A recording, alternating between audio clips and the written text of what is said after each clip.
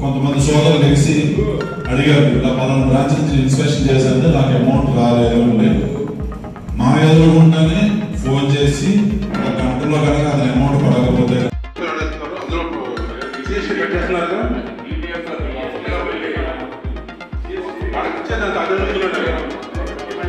మన అకౌంట్ లో పడుతుంది అంత అది అడుగుతున్నాం.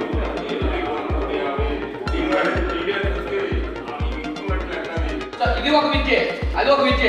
మనం చేసిన బంగారు పని అయినా దాంట్లో డిగ్రీ సాధించాం, అది వెళ్ళకూడదు అనే దాంతో ఉంటారు. నెక్స్ట్ ఏంటంటే చాలా మంది అప్రైజల్ చేసిన తప్పులు ఫర్దర్గా ముందు చేసిన వాళ్ళకి ఇప్పుడు పడే వాళ్ళందరూ ఇబ్బంది పడతారు. అంటే వాళ్ళు చేసిన తప్పులకి వాళ్ళ దగ్గర స్థాయి నుంచి కింద మనం తలవంచే స్థాయికి తీసుకొచ్చారు. మనలో మన ఐక్యత ఉండాలి. ఐక్యత ఉండాలంటే మనం ప్రతి దానికి ఫామ్ అవ్వాలి. ఎందుకంటే సపోజ్ ఒక చెట్టుకు ఒక ఆకు రాలిపోతుందండి, మా ఒక అప్రైజల్ తీస్తే ఒక మేనేజర్ మనం అనుకుంటున్నాం ఏమనుకున్నామంటే కాకపోయింది మన దాకా రాలేదు, ఓకేనా, ఆ అప్రైజర్ ఎవరో పోయారు.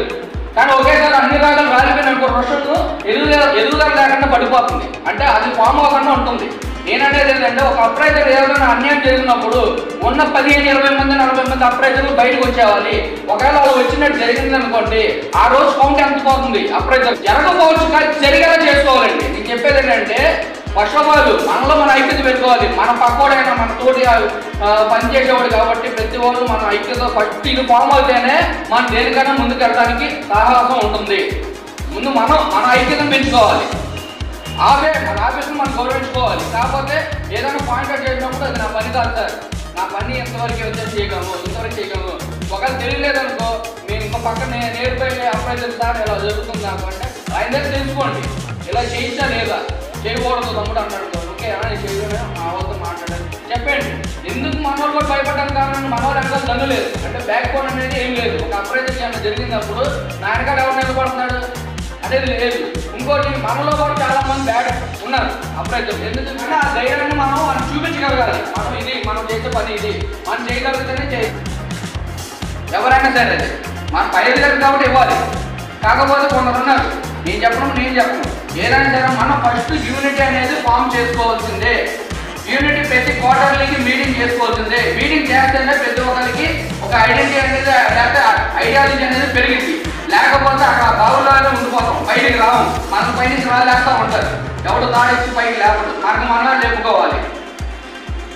Okay sir.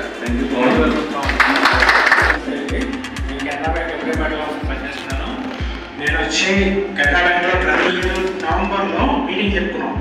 అప్పుడు వచ్చి మొత్తం 700 మందితో మీటింగ్ చెప్పుకున్నాం.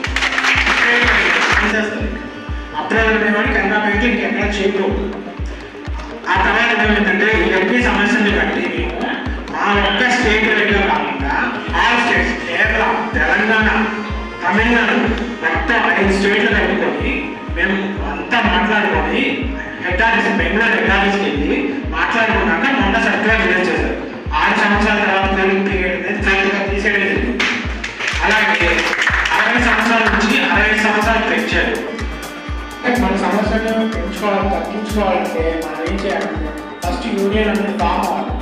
యూనియన్ ఫామ్ అయ్యి మనం చిన్న మీటింగ్ మన యూనియన్కి మన అసోసియేషన్కి ఒక లెటర్ హెడ్ అనేది ఉంటుంది. మనం ప్రతి సమస్య ఒక పాయింట్ వైజ్గా రాసి మనం డైరెక్ట్గా ఒక 10 మంది సభ్యులతో హెచ్ఓకి వెళ్ళి డైరెక్ట్గా జిఎంకి కలిసి మనం లెటర్ హ్యాండ్ ఇచ్చే రేంజ్కి మనం ఎదగాలి. అది ఎదగాలంటే మనం ప్రతి ఒక్క సభ్యులు దీంట్లో పాల్గొనాలి. కార్మికులకు ఏదైతే చట్టాలు వర్తిస్తాయో ఆ చట్టాలన్నీ వర్తించబడతాయి. రేపు మార్చి 10వ జరిగిన మీటింగ్కి ర్యాలీ కూడా నిర్వహిస్తున్నాం. ప్రతి బ్యాంక్కి సభ్యులు పాల్గొని పార్టిసిపేట్ చేయాలని కోరుకుంటున్నాం.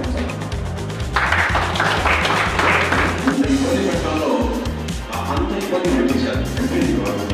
మేము అనేకలే ఒక సింపుల్ గా చేయాలంటే ఒక విధానం చేయాలంటే మాకు అందరూ తెలుసు. ఎన్నో దెబ్బతింటే కనుక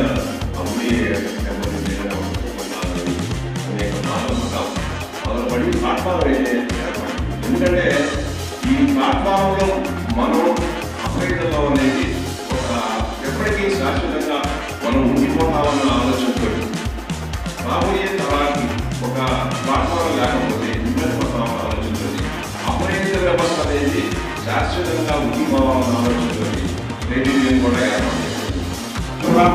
ఈరోజు విజయవాడ క్రీడంలో మన ఏఐటీసీ ఆఫీస్లో ఈరోజు సమావేశమయ్యారు.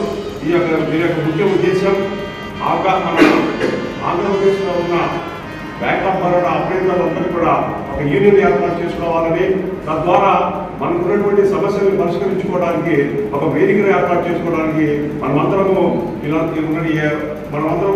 కలిసి ఒక నిర్ణయం తీసుకుంటున్నాము. రాబోయే రోజుల్లో ఇంకా అప్రైజర్లందరూ కూడా సమావేశపరిచి ఇంకొక అవకాశాన్ని కూడా మనం కలగజేసుకోగలుగుతాం.